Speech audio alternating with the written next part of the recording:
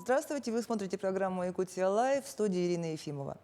За последние 5 лет в нашей республике, благодаря федеральному проекту формирования комфортной городской среды, удалось обустроить 52 общественных пространства и 142 дворовые территории, в том числе и в арктической зоне Якутии.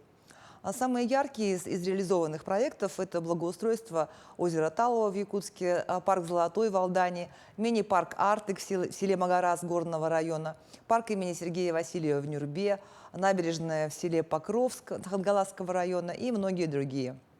Жители могут стать непосредственными участниками процесса создания этой самой городской среды, голосуя за тот или иной проект. Подробнее об этом поговорим с моим сегодняшним гостем, главным архитектором города Якутска Семеном Сергеевым. Добрый вечер. Добрый вечер. Семен Афанасьевич, вот этот проект вообще, суть его, да, формирование комфортной городской среды в том, что, по сути, жители выбирают, да, самое главное, что будет благоустроено. Ну, действительно, самая фишка этой программы – это вовлечение жителей, да. Ну, сама программа работает это с 2017 года. Все, что вот построено у нас в республике, городах, муниципалитетах, это все идет за счет этой программы.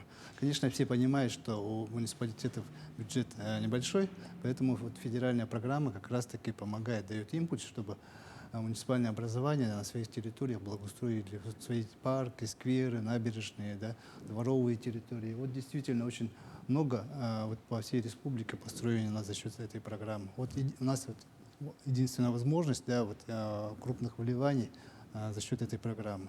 Ну и вот, как я уже сказал, это самое главное, что сами жители выбирают, какие общественные пространства будут включены вот в эту программу. Но я думаю, жителям Якутска это не привыкать, потому что вы ведь давно работаете в мэрии, в архитектуре. И я вот, например, помню, как был такой проект, как «Народный бюджет». Да, там, конечно, было намного меньше денег, но смысл в том, чтобы именно жители выбирали, какой двор там будет благоустроен.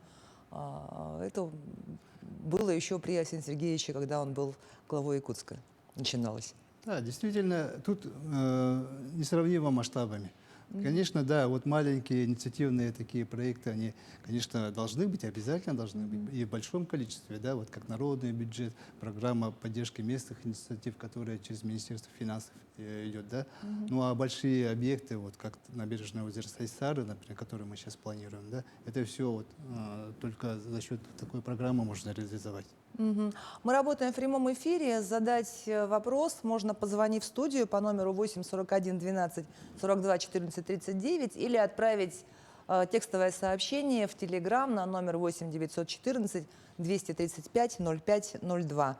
И вот на территории города, помимо озера Талая, которое, ну, всем известно, да, какие еще проекты реализованы? Ну, предыдущие годы, вот наши ворота города Якутска, например, да, сквер землеустроителей, бульвар учителя, сквер ямщиков, ну вот и озеро Талое, они, и сквер тружеников, да, по улице Курашова, вот все они были реализованы за счет этой программы. А сейчас какие проекты на голосовании находятся? Сейчас у нас на голосовании находится 6 проектов. Ну, как все знают, каждый год мы вносим свои предложения. Мы сначала подготовили запросы нашей управы, да, и управы с учетом мнения жителей нам дали свои предложения. Ну и первое – это вот сквер имени Гагарина, Новопортовской район, с выезда с аэропорта в ТДК Гагарина, существующий сквер, который посвящен вот легендарной трассе Аляска-Сибирь. И, конечно же, после постройки в 1992 году этот объект он требует обновления. Тем более, вот в 1922 году город Якутск получил, ну, присвоили почетное звание «Город трудовой доблести». И как раз благодаря подвигу вот наших горожан в период вот работы вот этой трассы. Соответственно, ну, наша как бы задача вот поддержать вот, ну, это наш долг, да, поддержать вот этот проект. Второй объект – это сквер Сергелях. Это другой район города, район ДСК, набережное озеро, которое ведет к улице Автодорожная. Там есть инициаторы, которые сами, вот они предложили, даже дизайн-проекты сами подготовили, да, и внесли вот такую инициативу. Третий проект – это сквер имени Федора Кузьмича Попова. нашего легендарного героя Великой Отечественной. Вот на его улице в честь вот него мы должны установить памятник, и место тоже определили для нового сквера. Перекресток улицы Федора Попова и Дзержинского. Ну и озеро Щорса. Все знают, как Лебединое озеро, все, наверное, были там. Гусееву так все видели, да? И На коньках катались. центральный округ вот предлагает вот этот сквер для благоустройства. Ну, набережную этого озера для благоустройства, да? Ну и пятый – это сквер строителей, район строительного округа, улица Жирницкого, Пирогова, где кольцевая. Там есть участок, который предназначен для сквера строителей. Улица Жирницкого, это Жирницкий, это наш первый строитель, который вот в период советского времен вот это, ну, был первым строителем, да, вел активную работу. И как раз вот этот сквер мы тоже предлагаем благоустроить. И последний – это Алмазный сквер, Цайсарский округ, перед профтехлицеем. Есть существующий сквер, тоже, который был построен уже давно и требует обновления. Вот все 6 наших объектов, которые мы представили на голосовании. Ну вот вы как раз упомянули, что один из объектов связан с тем, что Якутск – город трудовой доблести, и у нас на связи еще один город трудовой доблести – это город Алдан. И с нами на связи заместитель главы города Алдан Владимир Шитько. Владимир Петрович, добрый вечер. Добрый вечер. Расскажите, пожалуйста, какие у вас объекты на голосование выставлены и как алданцы принимают участие? Ну, как вы знаете, с 15 апреля по 31 мая проходит всероссийское рейтинговое онлайн-голосование по федеральному проекту формирования комфортной городской среды. У нас по городу Алдан это 3 объекта. Первый – это площадь имени Владимира Ильича Ленина, также парк «Авиатор» и экопарк «Золотой». В настоящее время пока лидирует, конечно, с большим отрывом площадь Владимира Ильича Ленина. А сколько, ну вот как вообще голосуют? Я просто слышала, что по результатам алданцы там как-то в числе вообще передовиков этого голосования очень активно принимают участие. Так ли это? Да, действительно так. Я хочу сказать слова благодарности тем, кто проголосовал, кто принимал участие, это волонтеры. У нас из заявленной численности 4700 человек проголосовало на сегодняшний момент 4661. Площадь Ленина занимает первое место, это 4341 человек. Экопарк «Золотой» 262 человека и пока 58 человек, это парк «Авиатор». Ну что ж, спасибо вам большое за информацию. Не сомневаюсь, что площадь Ленина в Алдане скоро преобразится за счет этого федерального проекта по благоустройству комфортной городской среды. Спасибо. Ну что ж, голосование, как мы отметили, вот-вот закончится. Остается буквально завтра последний день. И вот эти 6 проектов. Сейчас какой? Сейчас лидирует сквер имени Гагарина, вторым идет сквер имени Федора Попова. А отрыв большой? Там за день можно перевернуть как-то или нет? Отрыв составляет около полутора тысяч голосов. По всем объектам голосуют очень активно. Город Якутск тоже проработал очень активно. Все горожане, многие очень поддержали, да. Ходили по общественному пространству, собирали по предприятиям, очень много встреч провели, да. Ну и мы тоже приблизились к плану. Так что мы благодарим всех, кто проголосовал, но призываем наших горожан, чтобы не только горожан, чтобы вот оставшийся первый день они успели внести свой голос, внести свою лепту в благоустройство своего города, своих муниципальных образований. А что получается вот с теми проектами, которые не выиграли? Они выставляются на следующий год? Или как-то в муниципальные программы включаются? Какая вот их судьба дальнейшая? Здесь я хочу привести пример прошлого года. Например, было такое же голосование рейтинговое, и первое место заняло благоустройство набережной озера Сайсары, который получил финансирование в этом году, и контракт уже подписан, уже скоро будут начаты работы. При этом второе место занял объект набережной Романа Дмитриева. Тоже хороший объект. И Это возле Триумфа? возле 202 микрорайон на дамбе возле пляжа. От площади Победы до острова Хатыстах будет благоустройство всей набережной. Да?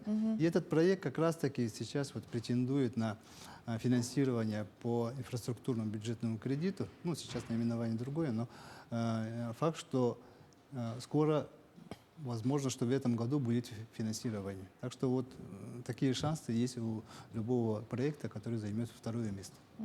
А вот эти проекты, их создают все наши местные архитекторы? Как это происходит?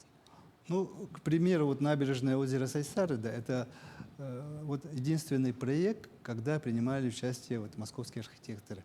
Вот еще в 2017 году при Арсении Сергеевиче, да, Якутск принял участие в конкурсе Минстроя России и взял вот такой грант, когда конструкторское бюро «Стрелка», они разработали дизайн-проект с тем условием, что мы должны сами проработать дальше рабочий проект, реализовать проект.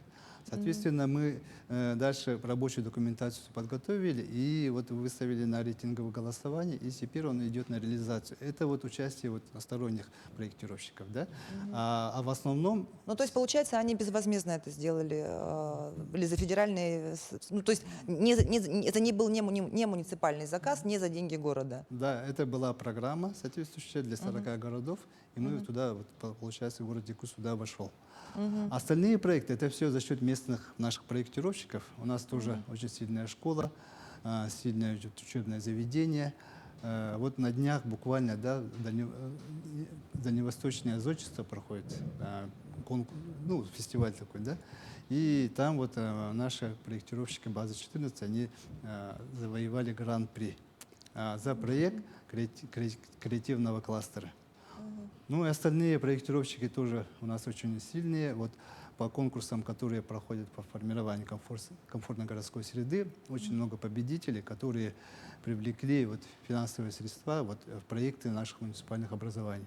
Поэтому мы в прошлом году, вот в 2022 году, да, Управление архитектуры республики вместе с Центром компетенций, да, вот проводили премию ЭйГе. И там все жители... Да, это крупная такая была да, архитектурная премия, такая да. прямо массовая. И там вот как раз-таки наши проектировщики представили свои работы, и все увидели, вот, ну, какой потенциал, какой уровень у наших местных проектных организаций, у наших местных архитекторов. Ну и большую работу, конечно же, проводит Союз архитекторов Якутии. А вот можно ли говорить о том, что у якутской архитектуры есть какое-то вот такое свое собственное лицо, собственный почерк? Или рано пока о таком говорить? Да, конечно, вот стилистика, ну, сами понимаете, как стиль, да, она возникает веками, да. Мы об этом слышали вот от наших аксакалов, старших братьев, да, что якутская архитектура должна быть. И поэтому вот у нас период, да, совершенно вот небольшой, до советских времен, вот, да, вот наша архитектура, наши первые архитекторы появились, да, вот, якутяне, да, и получается вот полвека, например, да. Ну, конечно, мы как бы ищем свои образы, как это должно быть, да. Ну и, например, вот, ну, я в мастер-плане, который мы получили, да, вот в этом году, и там вот как раз-таки предложили криоархитектуру. Криоархитектура — это что это такое? Это собственная архитектура, не такая, как у всех. Соответственно, у нас должна быть своя какая-то северная архитектура, которая нигде в других местах она не повторяется. Чтобы Мы, сразу да, увидели и поняли, что да, это вот мы к этому идем. якутская северная. То есть... Да, мы должны взять это направление и постепенно, мелкими шагами к этому идти. Сейчас мы к этому еще вернемся. Сначала поговорим. У нас на связи есть еще один город, самый крупный после Якутска город Якутии. Это столица Южной Якутии, город Нерингри. И с нами на связи мэр города Нерингри Илья Гудошник. Илья Олегович, добрый вечер. Добрый вечер. Расскажите, какие у вас проекты участвуют в голосовании в этом году по комфортной городской среде и как голосуют нерингринцы? Значит, в этом году у нас заявлено два проекта. Это парк Амикан и парк культуры. Значит, парк Амикан включает в себя, это такая эко-штука, это такой экотуризм, это дорожки, это немножко вдалеке от города, у нас там находится парк техники, то есть обустройство вот этого парка. Достаточно интересная такая площадка. Значит, и второй проект, это парк культуры, он находится в центре города, возле ДК культуры, но, может, громко так будет сказано, конечно, но что-то подобие парка Галицкого, только в масштабах Нижнегородского района. Такая очень интересная штука с световыми дорожками, качелями современными и так далее. Нечем похвастаться, в отличие от Алдана, у нас, к сожалению, голосование идет менее активно. Мы переплюнули немножко планку того года, но горожане почему-то не активно голосуют за проекты именно комфортной городской среды. Но, тем не менее, у нас парк культуры включен в мастер-план. Александр Сергеевич, который представлял уже перед Максимом Станиславовичем Орешкиным и впоследствии перед Владимиром Владимировичем Путиным будет представлен этот мастер-план. И я надеюсь, что поддержку получится все-таки не таким методом, значит, таким и войдем все-таки в финансирование федеральное и реализуем этот проект.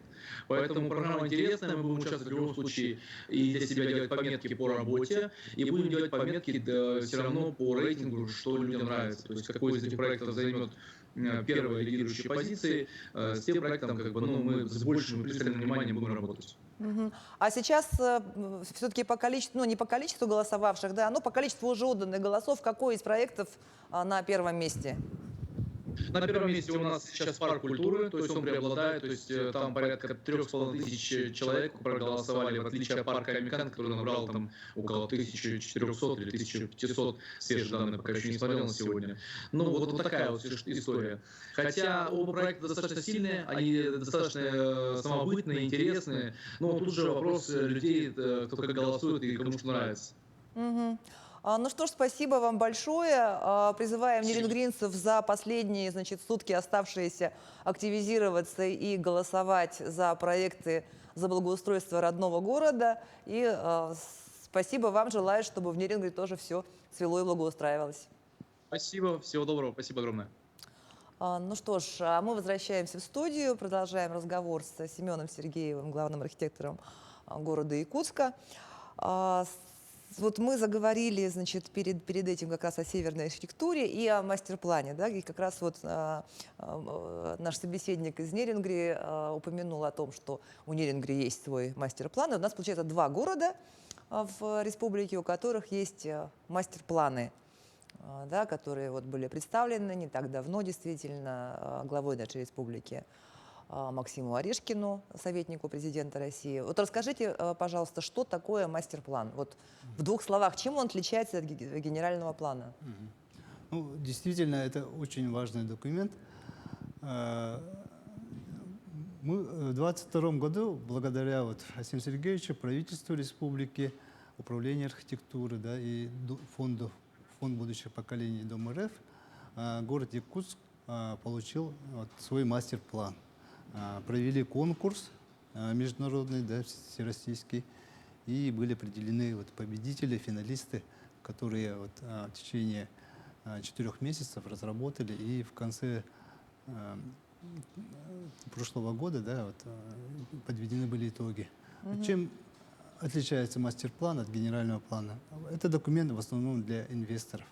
Для инвесторов краткосрочный, с реальными объектами, которые дают импульс для развития города. При этом генеральный план – это, конечно, документ для специалистов, для конкретных специалистов, он сложно читаем. А мастер-план, он в основном для инвесторов, поэтому он имеет свою визуализацию, и основное отличие – это он имеет экономические параметры. То есть расписывается финансирование, расписывается период, расписываются конкретные объекты. Генеральный план – это стратегический документ, он мощный документ, который, он всегда был и будет как бы. Отличие в этом. И благодаря... То есть мастер-план – это в рамках генплана некий презентационный, можно сказать, да, документ, и с экономическими плюс расчетами, и более конкретные, с конкретными уже проектами. Правильно я поняла? Да, правильно поняли. Он не в составе генерального плана, это отдельный документ. Нет, не в составе, да, просто имеется в виду, что он в рамках все равно существующего какого-то генплана. Как раз-таки мастер-план, он готовит какие-то новые предложения, да, чтобы генеральный план, вот эти положения, которые там предложены были, идеи, которые были предложены, они включены были в состав этого генплана. Ну, очень здорово, что мы получили мастер-план на конкурсной основе, потому что лучшие из лучших приняли участие в виде консорциумов, это вот коллаборация команд, которые вместе выступили, в том числе там принимали участие и местные архитекторы, местные проектные организации. Вот То есть- каждого финалиста были... То есть в этом выигравшем В каждом финалисте в каждом. Да, были местные наши команды, проектные институты. Мгм. Ну, идея мастер-плана, да, которая была предложена, это миссия, основная миссия, там была установлена, что город Якутск, он должен стать лучшим городом Для жизни проживания человека на вечной в мерзлоте. условиях вечной мерзлоты. Да. Мгм. Ну и предложено, вот как я ранее говорил, да, город Якутск должен стать центром криокультуры. А криокультура — это вот как раз-таки самобытность. Самобытность, вот то, что я сказал, и в архитектуре, и в гастрономии, и в ландшафте. Ну, должна быть своя вот идентика, которая не повторяется нигде, ни у кого, только у нас, вот, в наших вот суровых условиях, с нашими вот потенциалами, только ну, такую идею вот проектировщики нам дали. И эта идея сейчас развивается, и дальше уже идет реализация. Мгм. И что нам предложено вот в качестве этой идентики, ну вот визуализация этого крио, она какая? Ну, они предложили 5 точек роста вот по городу Якутску, дали конкретную там информацию по экономике, по планировке, по параметрам, да, и в том числе вот дали визуализацию, да. Ну и предложили свои варианты архитектуры, например, вот, ну, наклонные стены предложили, отделку соответствующую, немножко другую, чем вот используется в центральных регионах, например, да. В основном вот в северных широтах, там, в Норвегии, в Дании, допустим, да, в скандинавских странах, вот, ну, примерно вот такого характера. Мгм. А вот поступил вопрос от зрителя, можно ли узнать, кто контролирует потом реализацию проектов? Тут вопрос про поселок Усть-Нера, но вообще в целом, кто контролирует реализацию вот этих проектов? Реализацию вот этих проектов. Ну, проекты, которые представлены на мастер-плане, это вот Нет, не про мастер-план, а это вот до этого мы говорили про Общественное комфортную городскую, да, общественное пространство. Вот я так понимаю, что Усть-Нера тоже получила какой-то... ну, общественное пространство, ну, например, у нас в городе Якутске есть заказчик в лице главстроя. Есть определенная организация, которая имеет в своих штатах и технадзоров, авторский надзор ведут, да. Ну, и полностью все контролируется до ввода, передачи объекта в эксплуатацию. То есть до завершения объекта у подрядчика принимается полностью завершенный объект. Ну, то есть получается, что там в Усть-Нере тоже должна быть какая-то организация Конечно. при администрации, да, наверное, скорее Конечно. всего. Заказчик должен контролировать качество. Подрядчик должен все сдать и актом приемки передачи подтвердить. После этого еще 3 года дается гарантия. То есть в пределах этого срока подрядчик он обязан устранить какие-то нарушения, которые возникли из-за качества строительства. Ну и давайте вернемся теперь опять к мастер-плану. Я вас немножко сбила этим вопросом. Значит, вот мы говорили о том, что там предлагается 5 точек роста. Да, точки роста. Новый центр города был предложен вот на месте территории комплекса «Земля Ланхо», вот так называемый же проект у нас был, где строится арктический центр, ипподром, да. Был предложен вот такой центр. Намывные территории были предложены реновации вот промышленных зон вот, по Вилюйскому тракту, по Кирзаводу, Сайсара. Ну, вот такого характера территории были предложены. Кроме этого, да, отдельно есть вот паспорт проектов, инвестиционных проектов, конкретные объекты, они уже представлены, такие как вот суперкампус, межвузовский кампус, который там же будет вот в новом центре строиться, допустим, да, суперкампус в Кангаласах, реконструкция парка культуры отдыха вот тоже является центром роста, да, вместе со строительством аквапарка. Ну и все наши основные объекты вот, городские, инвестиционные, которые реализовываются, да, и что 17-й квартал, что Звездный микрорайон, да, что вот квартал Лена Пиларс в Ричпорту. Ну, все объекты, они включены вот, в наш мастер-план. Мгм. Ну и вот еще один вопрос пришел. Когда начнется реконструкция площади Ленина? Вот имеется в виду, видимо, да, самой площади. Был же тоже конкурс большой, победил проект, насколько я знаю, там тоже консорциум был, да, московский, если я не ошибаюсь, победитель. Вот, и Ну, площадь Ленина находится в ведении республики. И по информации, которую вот я получаю, да, сейчас идет актуализация сметной части вот этой документации. И определяется вот источник финансирования как раз-таки по механизму, который вот я озвучил, по бюджетному кредиту. мгм. Вообще вот сколько примерно, надо же еще понимать, что между вот тем, как мы увидели проект, да, и он победил в каком-то конкурсе, до его реализации, сколько там, ну сколько примерно времени проходит? Год, два, три, пять? Это зависит от объема самого объекта. Мгм. То есть если это какой-то небольшой Да. сквер, можно быстро... Да, так и есть. Небольшой сквер можно построить за сезон, а очень большие объекты, они растягиваются на несколько лет. И еще зависит от источника финансирования. Например, выделяется часть средств, тогда уже объект уже растягивается несколько лет. Мгм. Но, тем не менее, мы говорим о том, что вот по проекту, ну, о котором мы сегодня говорим, формирование комфортной городской среды, мы сейчас голосуем за те объекты, которые будут реконструированы в 2024 году, правильно? Да. То есть за год проводится это рейтинговое голосование. За год, заранее.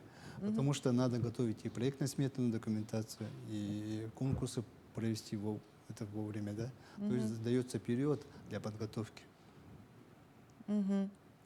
А вот что говорилось много в свое время о создании на территории Якутска велодорожек. Вот Так, что сейчас? по велодорожкам ситуация такая. Ну, велокаркас в концептуальном варианте у нас есть, которого мы придерживаемся. И на новых дорогах, которые полностью реконструируются, должны быть, ну, уже учитываются велодорожки. К примеру, вот начало было вот на 203-м микрорайоне, вот по улице Соруна Маллана и Ларионова, рядом с дорогой есть отдельно велодорожки. Окружное шоссе, вот, например, да, тоже имеет велодорожку. Ну и проспект Ленина. Сами видим, да, что в пределах реконструкции вот, исторической застройки мы увидели для себя, что да, тоже можно вписать велодорожку. Поэтому, ну, на сегодня, конечно, это не сеть. Все видим, что ездит по тротуарам. Но в будущем мы должны уже видеть, связать вот все отдельные кусочки, которые вот сейчас реализованы, ну, единой велосетью. Ну, это как бы задача на будущее. Мгм. Ну и раз мы заговорили о новых дорогах, что там будут учитываться, значит, велодорожки, и про ливневку не могу не спросить, потому что этот вопрос у нас остро стоит давно. Сейчас вот дожди начнутся, опять мы про ливневые канализации вспомним. Что? Да, конечно, ливневка, я считаю, что это проблема один у нас в городе Якутска. Она была из исторических времен, она всегда есть проблема ливневки. Мы в этом году из-за того, что было очень много осадков, и видели, что это уже критическая такая проблема. Здесь вот, конечно же, требуется проработка схемы, общей системы. Должна быть, вот как и велокаркас, должна быть система водоотводных лотков. Для этого вот в этом году мои коллеги службы эксплуатации городского хозяйства, они уже разрабатывают документацию. До конца года должны это закончить. Схема ливневки, да, вот по городу Якутске. Самое основное вот это. Ну и после этого на основании вот этой схемы уже будут эти, ну, поиски по определению источников финансирования и реализации вот, основных отрезков, которые сейчас вот в городе отсутствуют. Да, мы видим же, да, что вода где-то скапливается, например, в одном заниженном месте. И эта схема как раз-таки определит, где, в каком месте надо ставить насос, где какой отрезок необходимо доработать, какие очистные должны быть поставлены. Ну, вот такая работа ведется. Мгм. Тогда следующий вопрос про горканал. Насколько вот сейчас он функционирует? Потому что тоже помню в свое время, это еще при, опять же, когда Александр Сергеевич Николаев был мэром города, пробивали этот, проточность малого кольца. Вот как сейчас нам? Ну, городской канал с двумя кольцами, он как раз вот с тех времен он и является проточным. Он рабочий, и он как раз-таки должен сейчас, вот как основные каналы, которые отводят воду с города, они должны быть в составе вот этой проектной работы, должны быть сюда включены. Там необходимо обязательно ставить очистные сооружения, потому что вся вода должна скапливаться там, и через наши озера она должна попадать в основное русло реки Лена. Поэтому проточность обеспечивается, шлюзами регулируется, иногда делают залповый выход воды. Ну, а так вот технически работает городской канал. Ну и опять же все вот эти набережные, это тоже часть у нас получается городского канала, все эти красивые озера. Вы упомянули про, в том числе про квартал Звездный. Вот сейчас уже примерно понятно, что там будет. Хотя буквально там пару лет назад здесь в студии проектировщики рассказывали, что значит это будет за квартал. Какие сейчас вот особенности у новых микрорайонов и что еще такого вот планируется? То есть на наших глазах вот вырос 203-й, теперь вот Звездный застраивается. Ну, реализация вот таких вот кварталов, да, комплексным способом, да, вот, очень интересно, да, вот, наблюдать. Мы видели мастер-план, какие решения там были предложены. Мы сейчас видим, как реализовывается вот этот мастер-план, дизайн-проекты, которые там были, да. Очень интересные фасады. Сейчас вот видим же, да, что здания уже появились. Ну и сейчас ведется Республиканским ипотечным агентством благоустройства территорий. Какие там нюансы, фишки были, да, лучшие моменты, да. Это решение по доступу автомашин с пандуса. Вот как у нас вот полярная звезда, бывшая Азиум, уже есть гостиница, да? Вот таким образом оборудованы пандусы в водоворотных территориях. Кроме вот склоны вот этих пандусов, они обустроены геосеткой, и засаживаются газоном, соответственно, дворовая часть, там машины не попадают. И подъезд машин к этим вот подъездам, да, она тоже будет регулирована, то есть там будет реализована система двор без машин. Я думаю, для наших горожан, для жителей этого района это очень актуально. Ну и все социальные объекты, все эти там обеспечены, да, условия проживания. Кроме этого, там будет еще общественное пространство рядом большое, которое уже тоже претендует на финансирование по бюджетному кредиту. Это уже отдельная история, отдельное большое общественное пространство. У нас, я вот вижу в наших вот реализованных кварталах, да, в том же 203-м, такого решения не было. То есть каждый двор, кроме этого, еще общественное большое пространство. Ну, у нас эфир уже подходит к концу, и последний вопрос у меня. Вот, какие у вас, как вот у главного архитектора, ваши любимые места в Якутске? Ну, любимые места, это, конечно, и для меня, и для туристов, да, наверное, внутри города, да? Да. Ну, куда вы поведете друзей показать? Приедут к вам друзья-архитекторы? Ну, стандартно это реализованный проект «Старый город». Да? Старый город? Старый город. Хорошо, раз. Я друзей всегда вожу мыс Кангаласский, Табагинский. Крайние точки города Якутска. Да. Ну и по музеям, получается. По музеям. По музеям и гастрокультура, конечно, это рестораны, наша самобытность. Мгм. Спасибо вам большое за беседу. Желаю успехов вам и нашему, конечно, любимому городу Якутску. На этом наша программа подошла к концу. Меня зовут Ирина Ефимова. Смотрите нас по будням в 19:15. Расскажем, чем живет Якутия.